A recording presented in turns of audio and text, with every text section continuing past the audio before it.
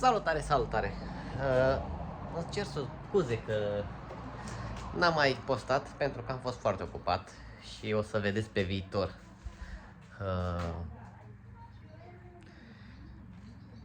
repercursiunile a ceea ce am făcut out of camera și așa, o să vedeți în viitor ce voi face. Acum am spălat camionul iar după foarte mult timp și acum hai că vă fac și aici un clipuleț să vedeți cu ce folosesc eu pentru camion, pentru mașină, cu ce îi dau să le protejez și tot așa ca să mențină destul de curate și împotriva mizeriei, știi? Și împotriva ploii, mai ales, spre exemplu, când merg pe ploaie, eu nu prea folosesc ștergătoarele, deoarece dau cu niște soluții șmechere. Așa că haideți să vedem. În primul rând folosesc ăsta pentru parbris. Foarte bun, să știi. Alte produse mai scumpe de 2-3 ori la prețul ăstuia face aceeași treabă ce face și ăsta. De la Sonax mai folosesc soluții pentru îngrijirea jantelor, le face de sânge, le fac roșii, cum vedeți, exact în asta așa le face când curăță asta ferodou de la plăcuțe, de la drum, tot de rămân jantele super șmechere. Mai folosesc tot soluția asta pentru gume și pentru chedere, mai ales folosesc pentru chedere soluția foarte bună. Așa. S-a întărit pensul asta. Mamă, nu știam că soluția e așa de puternică. Acum voi folosi o soluție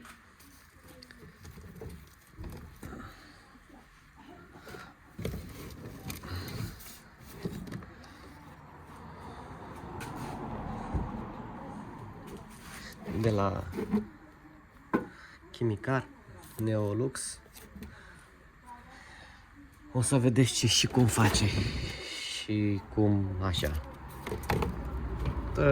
Pentru geamuri la fel, soluție pentru curățat. Mai am tot de la Chimicar pentru... Asta nu l-am folosit niciodată, de ce să vă zic. L-am luat doar pentru chestia asta, ca să înțelegeți cât de nebun sunt. De scaunul, da, vedeți că e pânza, bla bla bla. Aici are o parte de vinilin, că piele nu cred că e asta, destul de tăricel. Am zis că o să dau. Aici n-am avut timp. Efectiv nu am avut timp. Și mai folosesc tot de la Chimicar, tot așa, o soluție pentru... Asta scoate lipiciul. Adică dacă lipiți ceva și rămâne lipiciul pe suprafețe, îl ia super șmecher. Acolo mai folosesc pentru interior niște soluții de la Maguires, de Taylor, puii mei. Aici nici nu mai știu ce mai am. Ăsta e de curățat. Astea radiatoare nu l-am folosit niciodată. L-am luat pentru Passatul care l-am avut și nu l-am mai folosit. Și Liquid Wax. Asta e o ceară pentru mașină, nu l-am mai dat. Așa că voi lua și pensula, voi lua și ăsta.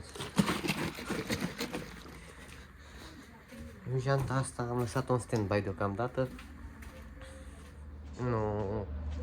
Nu mi-a plăcut, îmi trebuie foarte mult timp, foarte multe discuri de șlefuit și foarte mult timp, e foarte mult de lucru. Pe Volvo vreau să le pun și tot așa. Apropo, care ai un cap tractor de vânzare, un Volvo Euro 6 sau un Actros după 2017, dați-mi un comentariu. Buget negociem. Nici prea mare, nici prea mic nu e. Undeva între 20 și 24 de mii. cumpăr un Volvo sau un Actros. Actrosul să fie și Volvo standard, dar dacă e mega și arată mișto, închid ochii să-l iau. Peste 450 de cai Actrosul, Volvo 460 minim, numai slăbuțe de atât. Așa că, cu astea fiind zise, hai să trecem la treabă. Arată super clean. Bam, bam. Deci mă văd, da? Hello. Rezervoarele arată la fel de șmechere. Hai să începem din spate, zic. Vedeți cauciucurile cum arată, da? Deci nu sunt răscoapte, au bătut soarele în ele, asta arată mai bine față de ăsta, să zic. O idee. Să ne înțelegem, cauciucurile sunt ok, da? Adică, na. Eu mă apuc de treabă.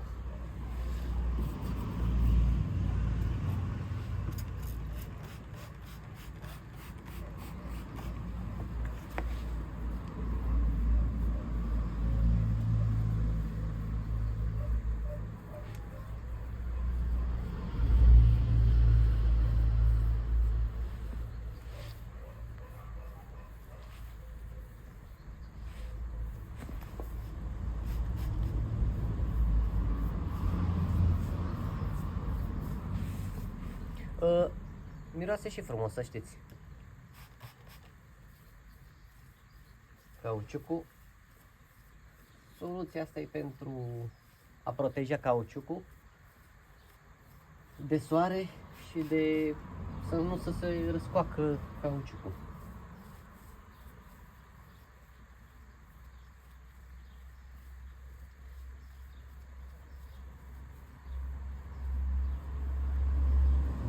Îl protejează mai mult timp.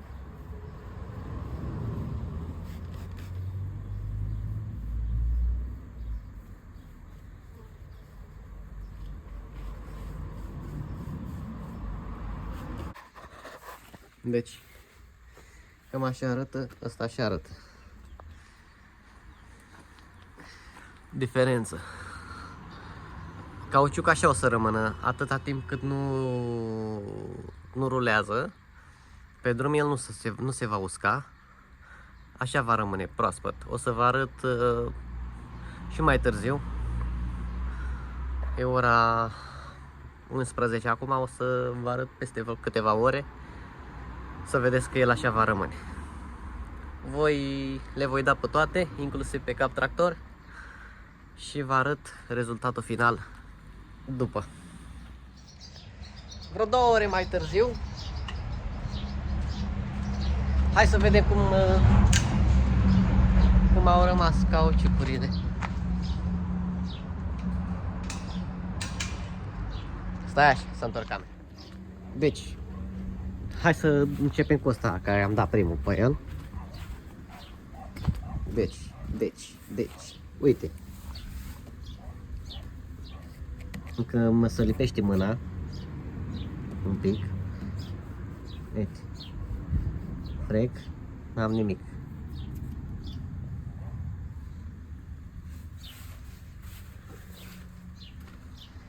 Ele par, zici că sude, dar noi încă nu s-au uscat complet.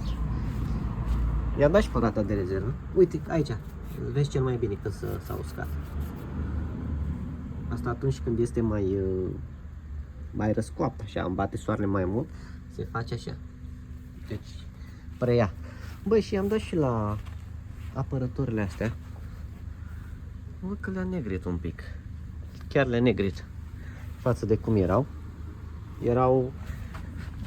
Uite cum e asta așa. E ok. I-am dat și pe aici. Și pe ăsta i-am dat, uite, negru super. l-am înnoit. Și pe față, bă, deci, ca să înțelegi, am dat pe față aici. Aici s-a uscat, bate soarele super mișto, deci așa rămâne, față de aici.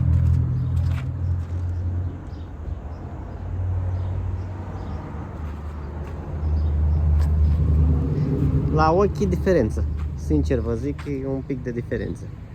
Nu știu pe cameră cum bate, că bate soarele și așa. Uitați. Ăsta s-a uscat, uite. Ăsta am dat mai târziu. Ăla am dat primul. Am dat primul pe remorcă pe partea cealaltă. Apoi am dat aici. Și am dat și pe astea aici. Dar bate soarele super mișto. Deci bate soarele, efectiv bate soarele în el. Nu are nimic, s-a uscat. Deci cam așa arată uscat. Uite, ăsta chiar s-a uscat, uite, apăs și frec, belea. Nu am nimic pe mână. Așa rămâne.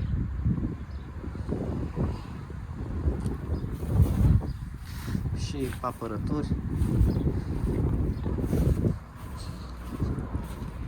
Deci asta e super mișto la soluția asta, pentru că așa rămâne asta.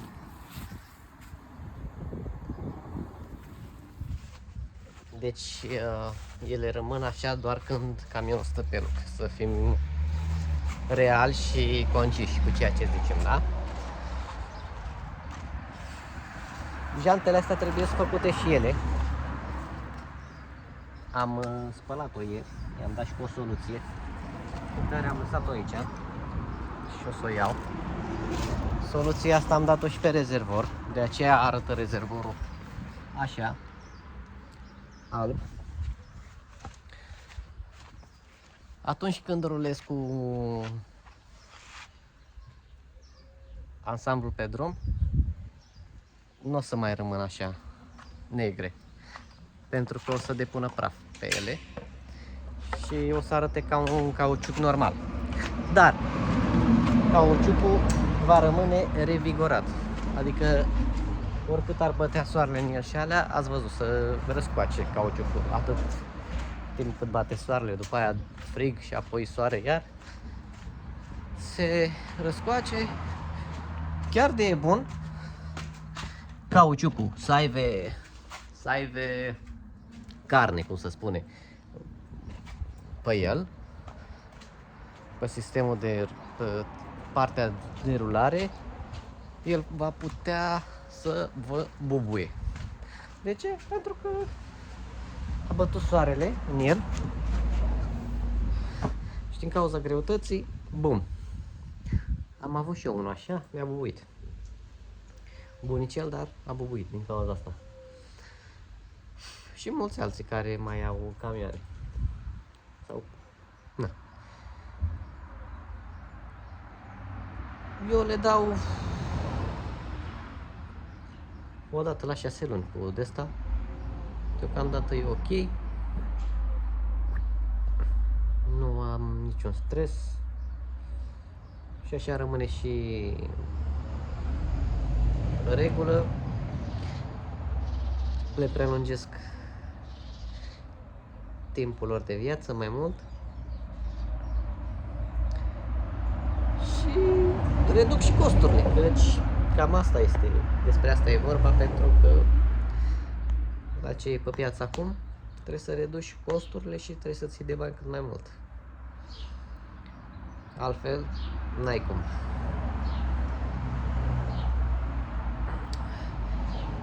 Și cu astea fiind spuse, cam cu asta vă las. Până data viitoare o să apară un vlog super mecher. Data viitoare, vă promit. Nu știu când, peste săptămână sau două, dar promit că o să vin cu un clip șmecher rău de tot. O să am nevoie de niște oameni, o să am nevoie de niște extra mâini ca să pot face vlogul. Până data viitoare, vă pup ce nu vă vedeți. Ceau!